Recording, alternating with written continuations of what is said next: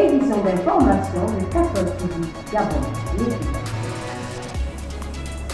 Le pape François décrète une année spéciale dédiée à Saint-Joseph en la solennité de l'Immaculée Conception célébrée le 8 décembre de chaque année.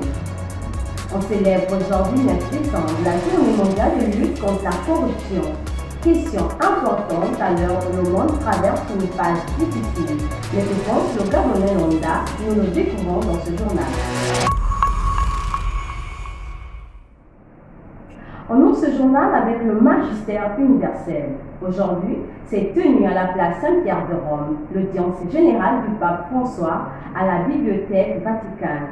Il a porté son enseignement partant du livre des Psaumes sur la prière. Cari fratelli e sorelle, buongiorno. Chers frères et sœurs, bonjour. Nous continuons nos réflexions sur la prière. La prière chrétienne est pleinement humaine. Nous prions en tant que personnes humaines telles que nous sommes. Elle comprend la louange, la supplique. En effet, quand Jésus a enseigné à prier à ses disciples, il l'a fait avec le Notre Père, afin que nous nous mettions avec Dieu dans une relation de confiance filiale et que nous lui adressons toutes nos demandes. Nous implorons Dieu pour les dons les plus hauts, la sanctification de son nom entre les hommes, l'avènement de son règne, la réalisation de sa volonté de faire du bien dans le monde. Le catéchisme rappelle, il y a une hiérarchie dans les demandes. D'abord le royaume, ensuite ce qui est nécessaire pour l'accueillir et pour coopérer à sa venue. Mais le Notre Père, nous prions aussi pour les dons les plus simples, les plus fréquents, comme le pain quotidien, ce qui veut dire aussi la santé, la maison, le travail, choses de tous les jours. Le 8 décembre, le pape François s'est rendu à la place d'Espagne, à Rome, pour vénérer la Vierge Marie. Cette prière s'est déroulée cette année de manière exceptionnelle, sans fidèles du fait de la crise sanitaire. Le pape a déposé des roses blanches au pied de la colonne où se trouve la statue de la Vierge Marie. Il a aussi déposé sa prière pour que Marie veille sur Rome et sur tous ceux qui souffrent dans la ville, mais aussi à travers le monde entier. En particulier ceux qui sont affligés par la maladie, qu'ils pensent trouver par Marie son encouragement. Le pape est aussi allé à la basilique Sainte-Marie Majeure où il a célébré la messe avant de se rendre au Vatican pour la prière de l'Angélus. Nous restons à Rome. À l'occasion de la solennité de l'Immaculée Conception, le pape François, du haut de la fenêtre du palais principal, a présidé la prière de l'Angélus. Nous vous proposons un extrait de ce moment. Cari fratelli e sorelle, buongiorno. Chers frères et sœurs, bonjour. La fête liturgique d'aujourd'hui célèbre l'une des merveilleuses de l'histoire du salut, l'Immaculée Conception de la Vierge Marie. Elle aussi a été sauvée par le Christ, mais d'une manière absolument extraordinaire, car Dieu a voulu que dès l'instant de sa conception, la mère de son Fils ne soit pas touchée par la misère du péché. Voilà pour nous la route pour devenir saints et immaculés. La beauté incontaminée de notre mère est inimitable, mais en même temps, elle nous attire. Confions-nous à elle et disons une fois pour toutes non au péché et oui à la grâce. Prions avec le Saint-Père. Ave Maria, gratia plena, Dominus tecum, benedicta tui mulieribus et benedictus fructus ventris tui, Iesus.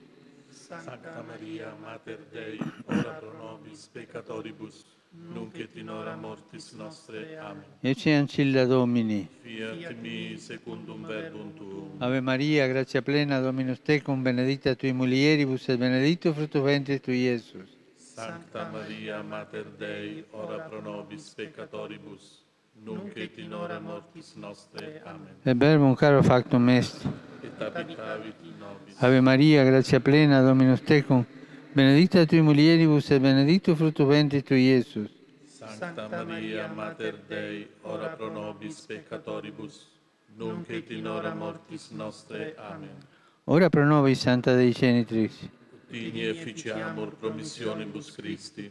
Gratiam Tuam quae sumus Domine mentibus nostris infunde, ut qui angelo nunziante, Christi Filii Tui incarnatione coniovium, per passionem eius et crucem, a resurrectionis gloriam perducamur. Per Christum Dominum nostrum. Amen. Gloria Patri et Filio et Spiritui Sancto. Sicut erat in principio et nunc et semper, et in saecula saeculorum. Amen. Gloria Patri et Filio et Spiritui Sancto. Sicut erat in principio et nunc et semper, et in saecula saeculorum. Amen. Gloria Patri et Filio et Spiritui Sancto. Sicut erat in principio et nunc et semper, et in saecula saeculorum. Amen. Pro fidelibus defuntis, requiem aeternam dona eis Domine. Et lux perpetua luce Deis. Requiescant in pace. Amen. Sit nomen Domini benedictum. Ex hoc nunc et usque in saeculum. Aiutorium nostrum in nomine Domini. Qui fecit caelum et terram. Benedicat vos omnipotens Deus, Pater, et Filius, et Spiritus Sanctus. Amen. En bref, cette actualité qui nous vient toujours de Rome. Hier, le pape François a décrété une année dédiée à Saint Joseph comme patron de l'Église universelle. Par l'image de l'époux de la Vierge Marie, l'homme qui passe inaperçu, l'homme de la présence quotidienne, discret et caché, le Saint-Père veut faire comprendre aux chrétiens catholiques l'importance de la personne ordinaire, celle qui s'éloigne des projecteurs, font preuve de patience et insuffle l'espérance tout en créant la vraie co-responsabilité, surtout en cette période marquée par la propagation de la pandémie du coronavirus.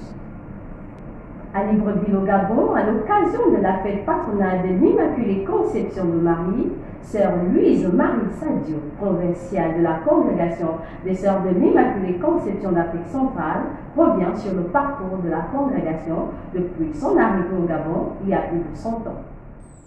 C'était le 8 août 1849 qu'a posté le bateau des vaillantes missionnaires au large des côtes gabonaises. Les 4 vaillantes sœurs, Sœur Louise Renaud, Sœur Anastasie Ama, Sœur Cécile Bernard, Sœur Constance Fontaine, étaient accueillies par Monseigneur Jean-Rémy Bessiou. Au début, les conditions de vie étaient bien difficiles, mais les sœurs n'hésitaient pas à affronter les réalités du terroir. Après 170 ans de présence missionnaire au Gabon, nous rendons grâce à Dieu pour le charisme bleu qui s'incarne au fil des temps.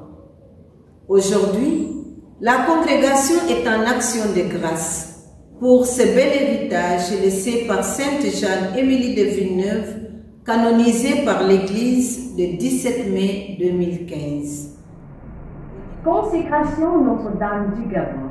Sur le thème lié à la vie religieuse, le recteur du sanctuaire national Notre-Dame du Gabon, Père Yarek, a procédé hier au cours de la solennité de l'Immaculée Conception de Marie à un acte de consécration avant la célébration eucharistique. C'est l'occasion de rappeler que la bénédiction de ce sanctuaire a été faite par le Monseigneur Anguillet en 1986. Nous unissons notre voix à celle de toutes les générations qui te disent bienheureuse. Nous célébrons en toi les grandes œuvres de Dieu, qui jamais ne se lassent de se pencher avec miséricorde sur l'humanité, affligée par le mal et blessée par le péché, pour la guérir et pour la sauver. Au sujet des équipes Notre-Dame, 220 sommes et 113 ans d'existence des équipes Notre-Dame au Gabon. Aujourd'hui, nous commémorons notre 60e anniversaire.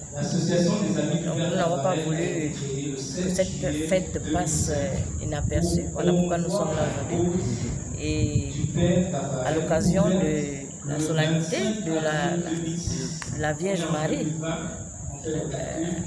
Notre-Dame de l'Assomption, voilà, et l'anniversaire de la charte des END. En gros, il y a 3 événements. Il y a la solennité de la Vierge Marie, il y a l'anniversaire de la charte et les 60 ans des intercesseurs. Voilà. Et nous sommes venus partager sur les bienfaits de cette charte. Ces bienfaits se traduisent concrètement avec 82 équipes au Gabon. Le Gabon qui est passé région. L'Afrique aussi qui bénéficie des bienfaits de cette charte. Anniversaire de décès. Souvenons-nous de ceux qui nous ont dirigés. Son Excellence Monseigneur Jean-Patrick Ibaba invite la communauté chrétienne à porter notre Père archevêque Monseigneur André Fernand Anguillet, émérite de Libreville, décédé le 10 décembre 2001. Une messe sera célébrée ce jeudi à 18h à la cathédrale Notre-Dame de l'Assomption. Journée mondiale de lutte contre la corruption. La journée mondiale de lutte contre la corruption est célébrée le 9 décembre de chaque année. Cette année au Gabon, aucune manifestation officielle n'est prévue, mais la campagne de sensibilisation initiée depuis le 23 novembre se poursuit. Aujourd'hui, la caravane s'est rendue au ministère du Transport. Que les autorités sévissent, parce que l'enrichissement illicite empêche d'avancer. Et puis voilà, ça retarde l'économie, il y a beaucoup de facteurs qui rentrent en ligne de compte. Donc je crois que c'est important de lutter contre l'enrichissement illicite. Parce que ça nous empêche d'avancer pour couper court. Voilà, c'est ma pensée. Le corrupteur et le corrompu, ça a toujours existé. Ce qu'il faut, c'est d'empêcher l'impunité. Il faut qu'on sévisse et qu'on puisse sensibiliser la population pour dire que ce n'est pas bon ce qui est là. Parce que ça empêche le pays d'avancer. Tout à fait. Ah ouais, vous comprenez ce que j'ai envie de dire? Oui. Le corrupteur, il va toujours exister. Le corrompu sera. Mais ce qu'il y a, c'est sensibiliser la population, dire que ça ne nous fait pas avancer. La corruption est un crime parce que, comme encore une fois, c'est pas légal et punir, il faut sévir. La journée mondiale de la lutte contre la corruption, c'est une bonne chose parce que la corruption d'abord c'est quelque chose d'habituel dans notre pays et c'est pas bien. Ça, si on lutte contre ce phénomène-là, vraiment c'est très important, c'est bien. Je pense que à travers ça, les gens vont prendre conscience que la corruption c'est une mauvaise chose et la corruption ne nous aide pas à évoluer dans le pays. Atelier de renforcement des capacités et analyse genre en faveur de journalistes. Hier à la maison, d'Alice de la Fondation Sylvia Bongo Ndimba pour la famille, les hommes et femmes des médias ont été édifiés sur la stratégie de défense et de promotion des droits humains et de l'égalité des sexes. Une séquence de cet atelier avec Madame Nicole Nguema Metogo. Parce que c'est celles-là qui sont les plus visibles, c'est celles-là dont on peut facilement ramener la preuve. Mais c'est pas ça. Donc en plus, il y a certes des violences physiques, mais ce ne sont pas les seuls actes qui peuvent être constitutifs de violence. Donc s'agissant des violences physiques, effectivement, 64% des violences de ce type-là sont les femmes. Donc là, lorsqu'on a analysé les chiffres... En termes de ce journal avec le sang du jour, nous fêtons Saint-Pierre Fournier, curé Laurent, fondateur des Chanoinesses de Saint-Augustin. Pour lui, l'annonce de la parole de Dieu ne peut se dissocier du service des hommes et du souci des pauvres. Il est mort en 1640. Ce jour, l'Église célèbre également Sainte Néopatie, Saint Jean-Diego et Saint Nectèque. Bonne fête à tous ceux qui portent ces prénoms. En marche vers le 200 ans de notre Église, gardons la foi, l'espérance et la charité. Merci de nous avoir suivis le 14 février.